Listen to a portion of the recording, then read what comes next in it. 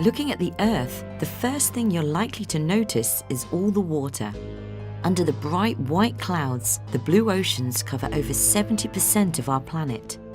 Even so, all this water is but a tiny fraction of the Earth's mass, and according to one leading theory, most of it wasn't even present when our planet first formed.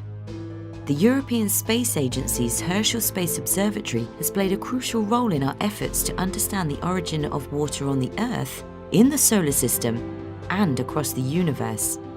Operating well beyond the obscuring water vapor in Earth's atmosphere, Herschel's infrared detectors had a perfect vantage point to look for the spectral fingerprints of this important molecule.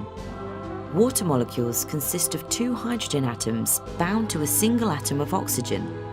Hydrogen has been around since the Big Bang, and oxygen formed in the nuclear furnaces of stars that died long ago. To better understand where and how these atoms come together to form water, Herschel searched for it throughout the cosmos. While water vapor was already known to be present in star-forming regions, Herschel was the first to find it in this pre-stellar core in the constellation of Taurus. This cold lump of gas and dust will someday become an incubator for future stars and planets. But it already is seeded with enough water to fill Earth's oceans millions of times over. This means water should be readily available when planets begin forming in the disks around young stars. While water in various states had already been found in planet-forming disks, Herschel was the first to find cold water vapor, pointing to the presence of larger, unseen reservoirs of ice at greater depths. Looking closer to home, Herschel scrutinized objects within our mature solar system to see how water is distributed here today. Scientists are particularly excited about identifying the source of our earthly oceans. Was the water already locked within the crust and released into the atmosphere through volcanism? Or was it deposited on the surface through bombardment of asteroids or comets? Cometary bombardment was more common long ago, but it still happens occasionally.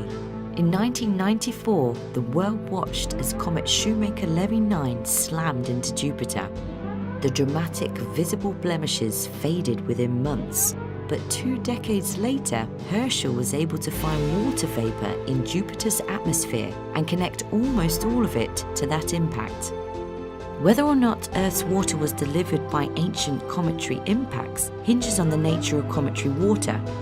It turns out that not all water is created equal. Some of the hydrogen found in the water contains an extra neutron, making it a little heavier.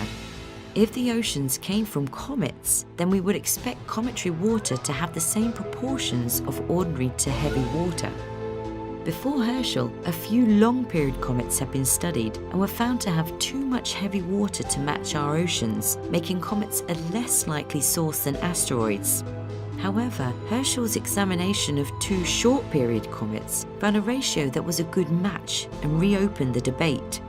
We are far from a clear answer though, since data from ESA's Rosetta mission to the short-period comet 67P again found a much larger proportion of heavy water. Clearly, there is still a lot of detective work to do on the origins of water on Earth. Herschel has observed water across the cosmos, ranging from bodies in the solar system through the Milky Way out to distant galaxies, but it has only scratched the surface of the proverbial iceberg. Its discoveries have laid the groundwork for future investigations that will build on its legacy for years to come.